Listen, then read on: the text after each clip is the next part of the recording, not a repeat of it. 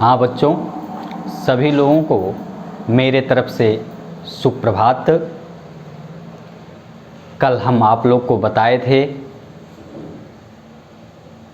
इसके पहले द्विगु समास के बारे में। द्विगु समास के बारे में हम आप लोग को बताए थे कि नाम से ही अभिहित होता है द्वि और गु।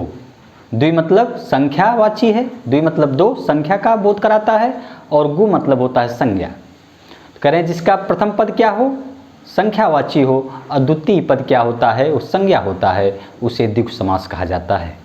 द्विगु समास के बारे में कई उदाहरण हमने बताया, और आज हम आप लोग को पढ़ाएंगे द्वंद्व समास। द्वंद्व समास किसे कहते हैं, कितने भेद हैं, उनके उदाहरण क्या हैं, है ना। तो चलिए देखते हैं द्वंद्व समास। द्वंद्व समास ये कहता है उभय पद प्रधानो द्वंद्वः। उभय पद प्रधानो द्वंद्वः। उभय मतलब होता है दोनों। जहाँ पर दोनों पद प्रधान हो उसे क्या कहा जाता है, द्वंद्व समास कहा जाता है। उभय पद प्रधानो द्वंद्वः। उभय मतलब दोनों, जहाँ पर दोनों पद प्रधान होते हैं उसे क्या कहते हैं, द्वंद्व समास कहते हैं। फिर एक सूत्र है चार्थे द्वंद्वः। चार्थे द्वंद्वः। चार्थे में हो गया दीर्घ संधि चा प्लस अर्थे आ दीर्घ आ हो गया। तो चार्थे द्वंद्व कहता है कि द्वंद्व समास में चा क्या होता है, छिपा रहता है, या चा का प्रयोग होता है। अर्थात चार्थे द्वंद्व कहता है जब दो या दो से अधिक पद हों, है ना, दो या दो से अधिक पद हों और उसमें चा अवश्य रहे, है ना। चा अर्थात और उसमें लगा हुआ या जुड़ा हुआ हो, उसे क्या कहते हैं, द्वंद्व समास कहते हैं। यहाँ द्वंद्व समास में चा का अर्थ छिपा हुआ रहता है, अर्थात चा हमेशा उसमें जुड़ा हुआ रहता है। जब दो पद या दो से अधिक पद हों और उसमें चा जुड़ा हुआ हो, छिपा हुआ हो, उसे क्या कहते हैं, द्वंद्व समास कहते हैं। तो द्वंद्व समास उभय पद प्रधानो द्वंद्वः है। उभय पद जहाँ दोनों पद, जिस समास में दोनों पद प्रधान होते हैं, दो पद या दो से अधिक पद और सभी जो है प्रधान होते हैं, उसे द्वंद्व समास कहते हैं। फिर ये सूत्र कहता है चार्थे द्वंद्वः। द्वंद्व समास में चा छिपा होता है, अर्थात दो या दो से अधिक पद आएँ और उसमें चा निहित हो, अर्थात चा जुड़ा हुआ हो, उसे द्वंद्व समास कहते हैं। जैसे कह दिया माता चा पिता चा, है ना, माता चा पिता चा, तो हो गया मात पितरऊ या फिर पितरऊ। तो कह रहे हैं इसमें पिता माता चा पिता चा, है ना, इसमें चा जुड़ा हुआ रहता है, अर्थात छिपा हुआ रहता है। जैसे पितरों हमने कह दिया इसमें चा छिपा हुआ है, तो हो गया इसका जब समास विग्रह करेंगे तो हो जाएगा माता चा पिता चा। इसमें जो है माता भी प्रधान है और पिता भी प्रधान है, ठीक ना। तो एक सूत्र है परवलिंग द्वंद्व तत्पुरुषयोः। परवलिंग द्वंद्व तत्पुरुषयोः कह रहे हैं द्वंद्व और तत्पुरुष समास वाले समस्त पद, समस्त शब्द, द्वंद्व और तत्पुरुष समास वाले समस्त शब्द का लिंग। परवलिंग द्वंद्व तत्पुरुषयोः कहता है द्वंद्व और तत्पुरुष समास वाले समस्त शब्द का लिंग किसके पद के अनुसार होता है, दूसरे पद के अनुसार होता है ना। उसका लिंग जो होता है वह दूसरे पद के अनुसार होता है। जैसे माता चा पिता चा हमने कह दिया, तो इसमें दूसरा पद क्या है, पिता, तो कह रहे हैं पिता के अनुसार उसका लिंग निर्धारण होता है, ठीक ना। तो इसमें हो जाएगा पितरऊ हो जाएगा, तो इसका समास विग्रह करें माता चा पिता चा। वही इसमें बताने का प्रयास किया गया है कि परवलिंग द्वंद्व तत्पुरुषयोः द्वंद्व और तत्पुरुष समास वाले समस्त शब्द का लिंग दूसरे पद के अनुसार निर्धारित किया जाता है ना। दूसरा पद जैसे मयूर कुक्कुटौ, मयूरी चा कुक्कुटौ कुक्कुटश्च, मयूरी चा कुक्कुटश्च मयूरी कुक्कुटौ। अब कुक्कुटौ दूसरा पद क्या, कुक्कुटश्च, तो कह रहे हैं दूसरे पद के अनुसार इसका लिंग निर्धारण हो रहा है, तो इसका लिंग निर्धारण किसके, दूसरे पद के अनुसार होता है। समझ में आया। अब जैसे यहाँ हमने बताने का प्रयास किया मयूरी चा कुक्कुटस्य, मयूर कुक्कुटौ, है ना। अब यहाँ कुक्कुट जो है ना, यहाँ कुक्कुट के अनुसार ही इसका लिंग निर्धारण कुक्कुटौ, क्योंकि ये द्विवचन है, ये तो हो जाएगा कुक्कुटौ, मयूर कुक्कुटौ, मयूरी चा कुक्कुटौ कुक्कुटस्य, है ना, मयूर मयूरस्य कुक्कुटस्य, अर्थात मयूरी चा कुक्कुटस्य, है ना। तो अब दो पदों का द्वंद्व समास द्विवचनांत होता है। दो पदों का क्या होगा, दो पदों का जो होगा तो द्विवचनांत होगा, और दो से अधिक पद होंगे तो क्या हो जाएगा, बहुवचन में होगा।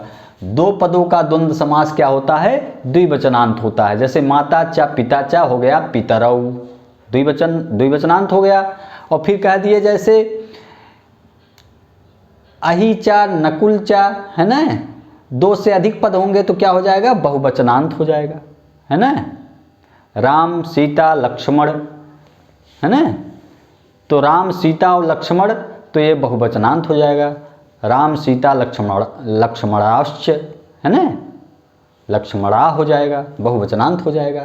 तो अर्थात कहने का मतलब दो पदों का द्वंद्व समास क्या होगा, द्विवचनांत होगा, और दो से अधिक पद होंगे तो उसका क्या हो जाएगा, बहुवचनांत होगा, बहुवचन में हो जाएगा। ठीक। अब यहाँ द्वंद्व समास के प्रकार, द्वंद्व समास कितने प्रकार हैं, तो द्वंद्व समास के मुख्यतः दो ही प्रकार होते हैं। क्या क्या, एक इतरेतर द्वंद्व और दूसरा समाहार द्वंद्व। लेकिन कुछ वैज्ञानिकों के द्वारा इनके तीन प्रकार बताए गए हैं। तो हमने यहाँ तीन प्रकार बताने का प्रयास किया है कि बहुत कवि, बहुत लेखक, बहुत विद्वान जो है दो ही प्रकार मानते हैं, और बहुत से कहते हैं नहीं ये तीन प्रकार है, एक शेष द्वंद्व भी है। तो हमने यहाँ तीनों प्रकार बताने का प्रयास किया कि द्वंद्व समास के प्रकार कितने हो गए, तीन प्रकार हो गए। क्या क्या, इतरेतर द्वंद्व, समाहार द्वंद्व और एक शेष द्वंद्व, है ना। इतरेतर द्वंद्व, समाहार द्वंद्व और एक शेष द्वंद्व। तो अब इतरेतर द्वंद्व किसे कहा जाता है, समाहार द्वंद्व किसे कहा जाता है, एक शेष द्वंद्व। इतरेतर, इतर इतर, है ना, इतर इतर। तो कह रहे हैं इतरेतर द्वंद्व जब समास में आए हुए दोनों पद अपना प्रधानत्व और व्यक्तित्व, है ना, जब समास में आए हुए दोनों पद अपना प्रधानत्व और व्यक्तित्व रखते हैं तो उसे क्या कहते हैं, इतरेतर द्वंद्व समास कहते हैं। ठीक ना। जैसे हमने कह दिया कि मात पितरौ, तो इसमें माता भी प्रधान है और पिता भी प्रधान है। जब कह रहे हैं दोनों पद अपना प्रधानत्व रखते हों और व्यक्तित्व रखते हों तब उसे क्या कहते हैं, इतरेतर द्वंद्व समास कहते हैं। जैसे कह दिया राम कृष्णौ, राम कृष्णौ, तो कह दिए रामश्च कृष्णश्च, है ना, रामश्च कृष्णश्च, है ना, तो उसे क्या कहते हैं, इतरेतर द्वंद्व कहते हैं। ठीक। समाहार द्वंद्व किसे कहते हैं, जब समाहार मतलब होता समूह, जब एक से अधिक अर्थात समूह का बोध होता है, जब समूह का बोध हो, जहां पर एक या एक से अधिक पदों का समूह अर्थात समूह का निर्धारण किया जाता है और यह जो है चा से जुड़ी हुई होती है, तब उसे क्या कहते हैं, समाहार द्वंद्व समास कहते हैं। इसमें हमने बताने का प्रयास किया जब प्रधानतया समाहार या समूह का बोध कराएं और चा से जुड़ी हुई हों तो ऐसे को क्या कहा जाता है, समाहार द्वंद्व कहा जाता है। ठीक ना। जैसे कह दिया समाहार कैसे, अहिश्च नकुलश्च, अहिश्च नकुलश्च, पाड़ी च पादौ च, हैं, पाड़ी पादम। और सबसे बड़ी बात समाहार द्वंद्व में जब दोनों पद मिलते हैं समस्त पद बनते हैं। समाहार पद जब एक से अधिक पद जो मिलते हैं सब समूह का निर्धारण होता है। जब दोनों तीनों पद एक से अधिक पद जितने पद होंगे सब एक समूह जब एक पद बनेंगे तो क्या हो जाएगा, नपुंसक लिंग में हो जाएगा, है ना। जैसे हमने कह दिया पाड़िचा पादौचा, पाड़िचा पादौचा, तो ये समाहार पाड़ी हाथ, पैर क्या है, पादौ पैर, हाथ और पैर है ना, हाथ और पैर, पाड़ी चा पादौ चा। तो ये समूह का बोध हो रहा है कि दो हाथ दो पैर है ना। तो कह रहे हैं तो ये दोनों समस्त पद जो बनेंगे है ना, समस्त पद क्या हो जाएगा, पाड़ी पादम, नपुंसक लिंग में हो जाएगा। तो हो जाएगा पाड़ी पादम।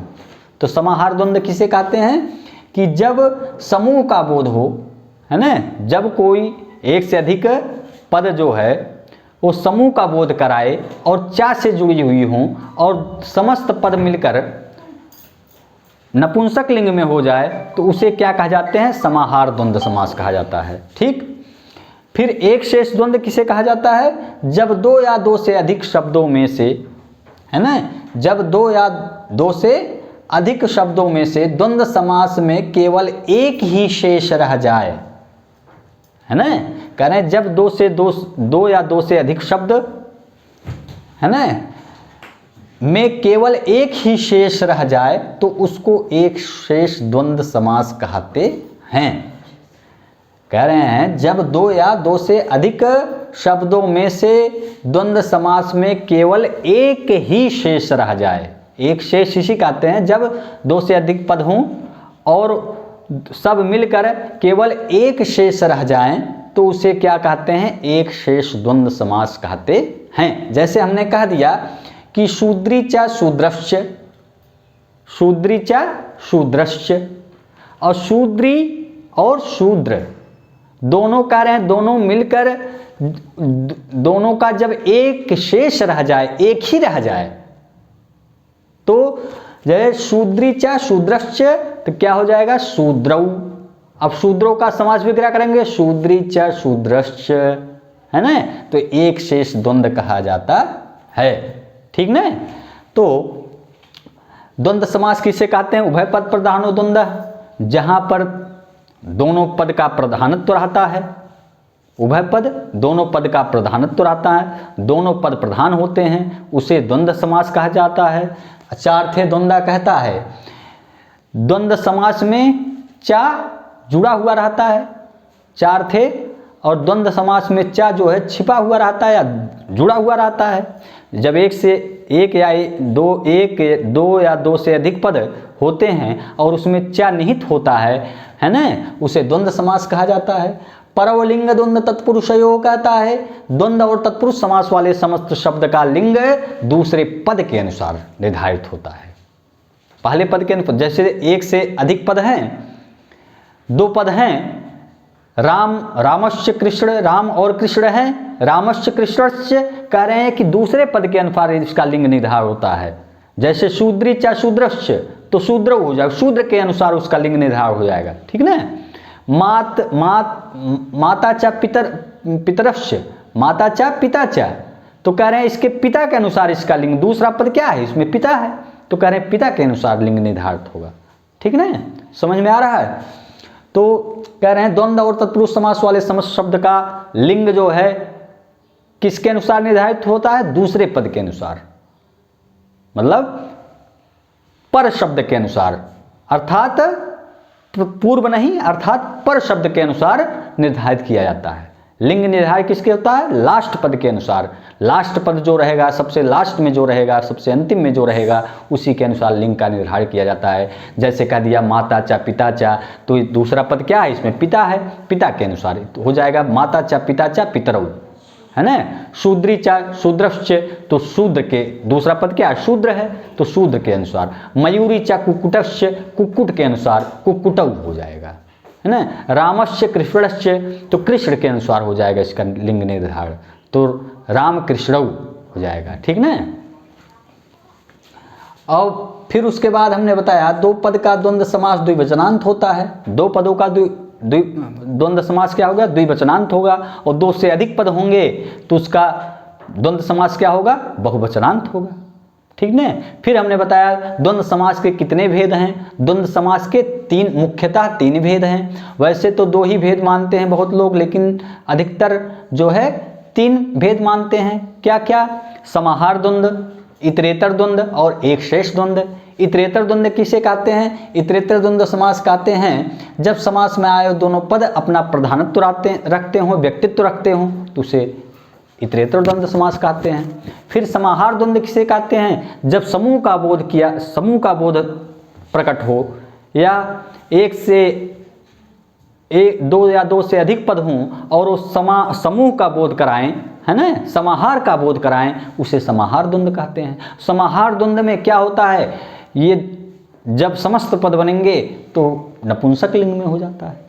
जैसे पाड़िचा पादम च, पाड़िचा पादम च, पाड़िपादौ, पाड़िपादम हो जाएगा, पाड़िचा पादौ च, पाड़िचा पादौ च, तो हो जाएगा पाड़िपादम, ये नपुंसक लिंग में हो जाएगा। ठीक। फिर कह रहे हैं एक शेष किसे कहते हैं? एक शेष द्वंद्व समास कहते हैं जब दो या दो से अधिक शब्दों में से द्वंद्व समास में केवल एक ही शेष रह जाए, है ना। जब दो या दो से अधिक शब्दों में से द्वंद्व समास में क्या हो जाए, केवल एक ही शेष रह जाए, एक ही बचे। दो या दो से अधिक पद हो लेकिन जब उसका केवल एक ही शेष रह जाए अर्थात एक ही बचे, तो उसे क्या कहते हैं? एक शेष द्वंद्व समास कहते हैं। जैसे कह दिए शूद्री च शूद्रश्च, शूद्री च शूद्रश्च, शूद्रौ हो जाएगा। ठीक ना। तो हम आज आपको द्वंद्व समास किसे कहते हैं, द्वंद्व समास का तात्पर्य क्या है ना, द्वंद्व समास के भेद क्या हैं, कितने भेद होते हैं? 3 भेद होते हैं, इतरेतर द्वंद्व समास, समाहार द्वंद्व, एक शेष द्वंद्व। तो तीनों का सामान्य परिचय बताया। तो कल हम आप लोग को पढ़ाएंगे इतरेतर द्वंद्व समास किसे कहते हैं, उनके कई उदाहरण बताएंगे। ठीक ना। तो इसी के साथ आज हम अपनी वाणी को विराम देते हैं। कल हम आप लोग को इतरेतर द्वंद्व समास के बारे में बताएंगे। बहुत बहुत धन्यवाद।